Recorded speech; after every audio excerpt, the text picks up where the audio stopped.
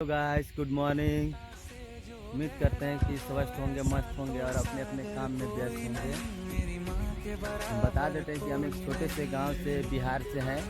आ रहे हैं हम अपने खेतों में चावल को पानी पटाने के लिए। आप लोग को दिखाएंगे। देखिए मोटर चालू कर दिए हैं। देखिए हमारा मोटर चल रहा है। देखिए गाइस, एक किसान को देखिए कितना मेहनत करना पड़ता है चावल उगाने के लिए। कितना दूर तक पाइप ताना हुआ है, देख लीजिए। एक किसान के लिए लाइक तो करिए, लाइक शेयर सब्सक्राइब। देखिए आप लोग को दिखाएंगे हम कि कितना दूर तक दूर से पानी आ रही है खेतों में। देखिए ये हम आ गए खेत में और देखिए पानी गिर रहा है और देखिए पूरा हरियाली छाया हुआ है और हम खेत पटा रहे हैं। देखिए सुबह सुबह के टाइम है कि सूरज भगवान भी निकलने वाले ही हैं। और चलिए हम दिखाते हैं।